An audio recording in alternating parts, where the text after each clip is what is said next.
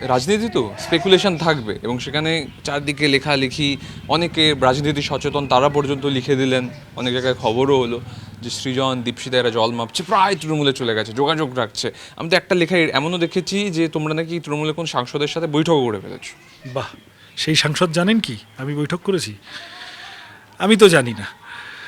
এগুলো আসলে কি হয় বলতো, মানে তৃণমূল বিজেপি এদের একটা কনসাস এফার্ট থাকে যে বামেদের যে তরুণ প্রজন্মটা এসেছে তাদের সম্পর্কে বিশ্বাসযোগ্যতা মানুষের মধ্যে নষ্ট করে দাও, তাদের ক্রেডিবিলিটি কমিয়ে দাও।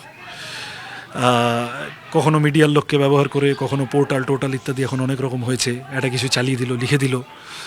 আবার এরকম হতে পারে কোনো এক সময় টেসেভাই একসাথে করেছি, সৃজনের সাথে সবটা মতের মিল হয়নি, বা একটু দীপশিতা কেন বেশি আমার থেকে পপুলার হয়ে গেল, এইটাও একটু মনের মধ্যে কিন্তু ছিল। এই চান্সে একটু ফুসফাস করে গায়ের ঝাল ঝেড়ে দিলাম। পরে আবার দুটো ভালো কথা বলে দেবো ওদেরকে নিয়ে, যাতে আমাকে কেউ ধরতে না পারে। এই পেটিনেস এগুলো থাকে, এগুলো আমরা বুঝি, কারা করে কি করে আমাদের কাছেও খবর আসে। ঠিক আছে, আমি এগুলো খুব এই পেটিনেসের ঊর্ধ্বে উঠবো বলেই সামগ্রিকভাবে কমিউনিস্ট পার্টি করতে এসেছি। একটা আদর্শকে সামনে রেখে যদি রাজনীতি, আমি খুব ফ্র্যাঙ্কলি বলছি সুমন, মানে আমি এটা খুব বড় কথা বলার জন্য বলছি না। মানুষ তো প্রত্যেক দিনের পথ চলায় আমাদের অনেক রকম ফ্রিকশন হয়, অনেক রকম আমাদের মনের মতো হচ্ছে না এমন অনেক কিছুর মুখোমুখি আমাদের হতে হয়। আর রাজনীতিতে বিশেষত একটা দল যারা জিততে পারছে না, চেষ্টা করছে, সেই দলের রাজনীতি করতে গেলে আরও এই ধরনের দ্বন্দ্ব সামনে আসা স্বাভাবিক। দ্বন্দ্ব এই ক্ষেত্রে আমি খারাপ অর্থে ব্যবহার করলাম না কথাটা।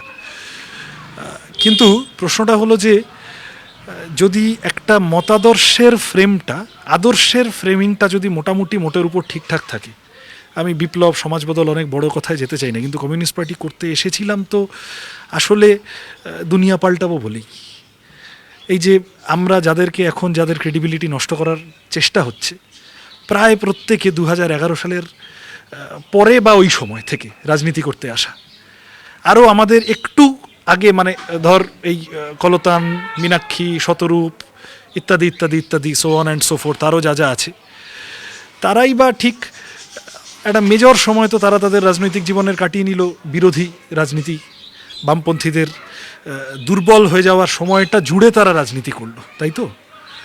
খুব একটা মেটেরিয়াল চাওয়া পাওয়ার জায়গা যদি থাকতো, তাহলে কি অন্য রাস্তা একেবারে খোলা ছিল না? একটা আদর্শগত বোঝাপড়া থেকে আমরা সবাই কিন্তু পার্টিটা করতে এসেছি, রাজনীতিতে টিকে আছি।